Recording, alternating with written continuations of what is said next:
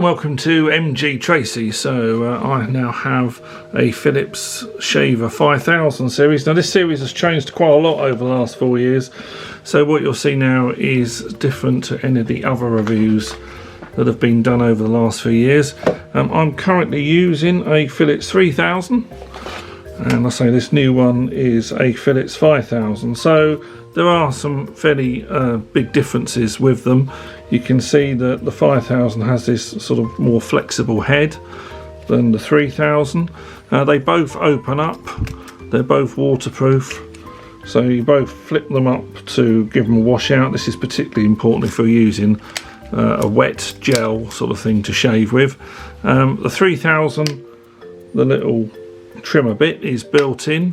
On the 5000 you've got to unclip the head and you've got a separate trimmer in, and you've got a much better sort of display system. I'll show you here on the box.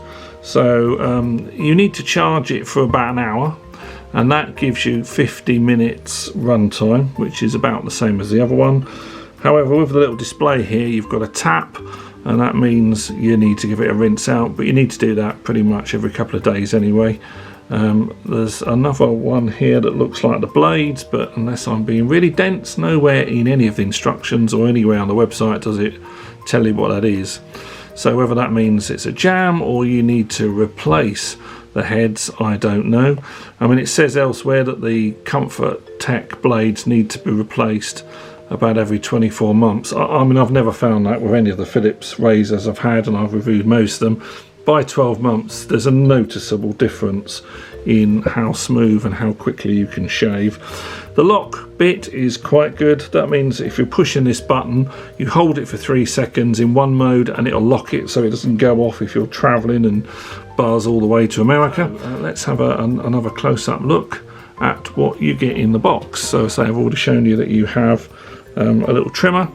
This is the UK plug, which is quite small for most UK plugs. Obviously if you're on the continent or the States, that's going to be your own plug, and you've got a little bag to put it in, which is okay, but it doesn't actually give you anywhere separate to put your different head, so you could have both of those rubbing against one another.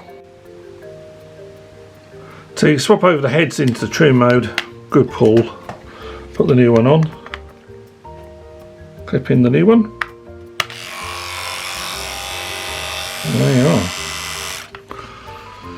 There you go. Clip in this one again. You'll find there's a little line that marries up there to clip in. I said earlier, this is how you give it a good clean. You can just run that under the tap. If you're using any sort of creams, you might need to spend a little bit more time on that.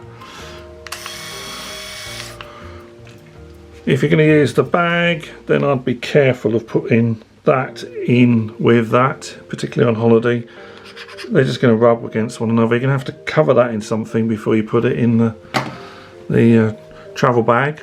And then how do you use this? Well, the pattern that they recommend is to go like this, in these sort of circles across your skin.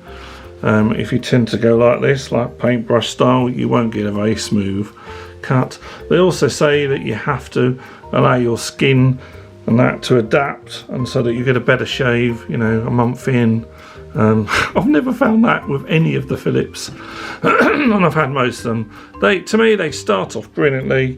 They're fantastic for 6 months, and then probably you need to start thinking about changing those blades.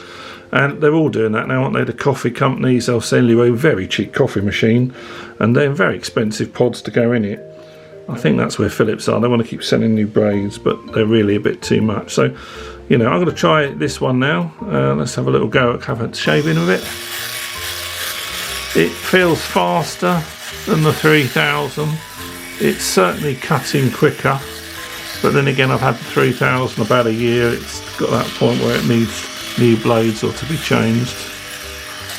It certainly adjusts to your face very well. You can sort of see how these things adapt here. The whole head is pivoting, but also within it you've got sort of micro pivots on these as well, and that's a bit more than you're getting with the 3000. So I think that's pretty good. I'll put the links below for both of these if you're thinking about buying yourself a new razor, and I'll do a review on this one in about 6 months' time and see how we're getting on with it, really. But I do like the idea of having the display, which showing you, they're going to hold it and it goes into that lock mode. So now if it gets touched, it's not going to go off in the suitcase. Hold it for 3 seconds and you're back in business.